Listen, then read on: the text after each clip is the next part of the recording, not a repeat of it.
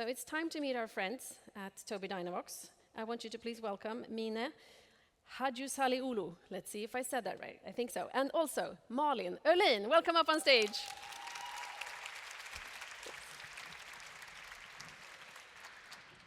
Welcome up. How's your morning? Good. Bit nervous, but yeah. No worries. Great. Yeah.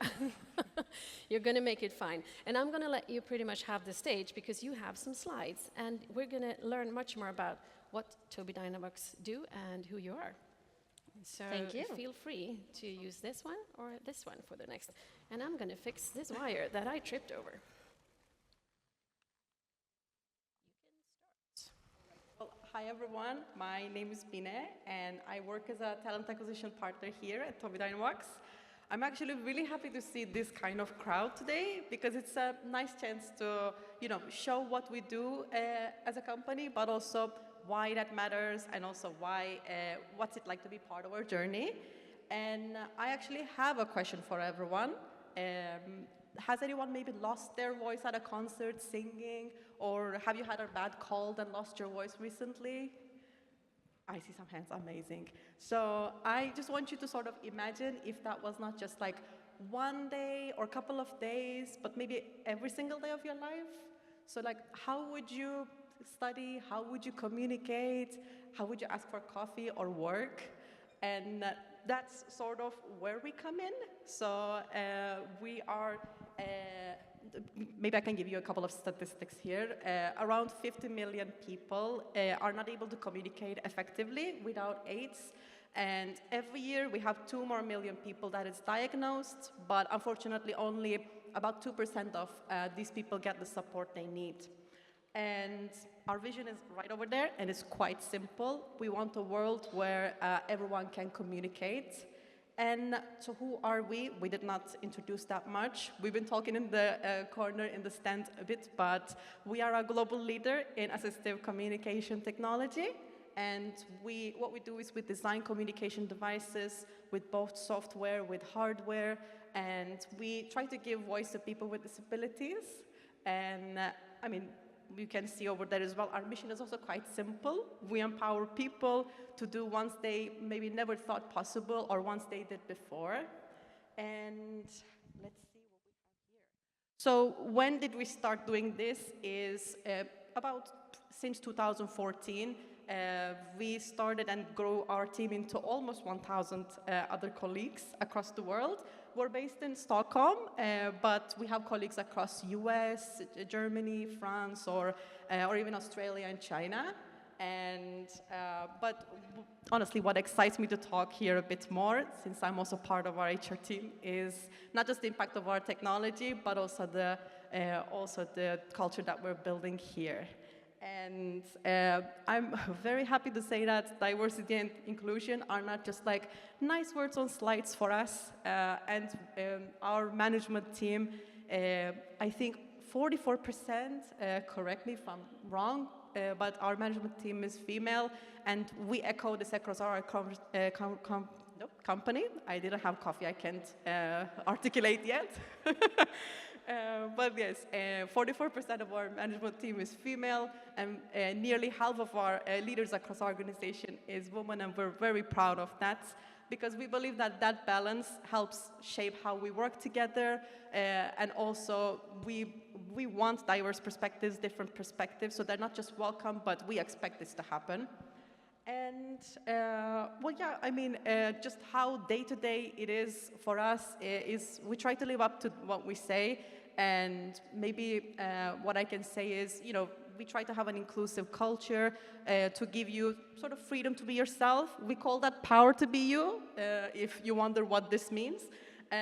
But what I simplify that is just like if you like wearing Crocs to go to, you can wear them. But otherwise, I would just say we also believe flexibility is important. So our team is trying to provide hybrid options to work and also flexible hours to work with, just so you don't have to choose between maybe your career or your personal commitments. And well, maybe you might be wondering, okay, Mina, I will meet you later today, but why are you the one presenting out of these 999 people? So I want to share my story a little bit with you. I am from Turkey, and I started my career. I'm not a technical person, but I started my career in an NGO, and I was providing international job opportunities for young people, and that's sort of where my passion started to create meaningful work for others. But I also had a chance to see how, challenging your comfort zone, how, immersing yourself to other cultures is great for your both personal and professional growth. And I started to have that passion, I followed it, and I moved to Spain. So, tiny detail, I did this during pandemic. Lovely time to do that. I not only was navigating a language I barely spoke, a slightly different culture, but I was also navigating a new reality, and I was building a team of 9 people there. So instead of just seeing it as like, oh, no, nobody likes me, this is horrible, I tried to sort of embrace it and try to see it as a challenge to, build my network online, build my team online, and then I'm standing here. So as you can imagine, I did another big move to Sweden a few years later, and that was also a quite different culture, a different climate for me as well as a Mediterranean person, but also just a new way of thinking. And yeah, while I was still maybe taking pictures in Gamla Stan in my first 2 months, I was laid off. Maybe some of you can relate. It was not a nice experience, and honestly, I felt like I did not belong. It's not a nice feeling.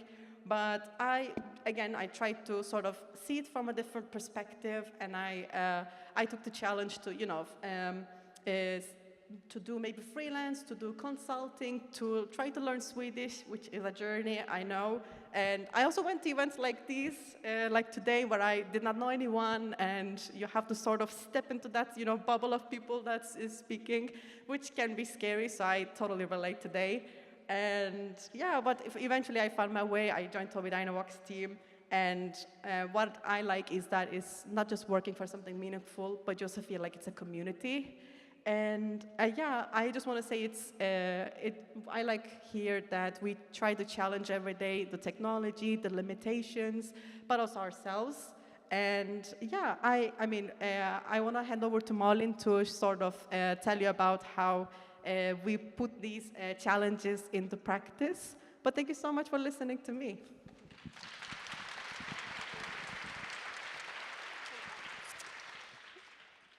Are you the sort of people who also love to challenge, you get dismissed, and then you have an opportunity to prove that you were right from the start?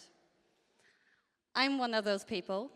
My name is Malin, and I am a product area manager at Tobii Dynavox. And today I hope that I will inspire you to dare to challenge.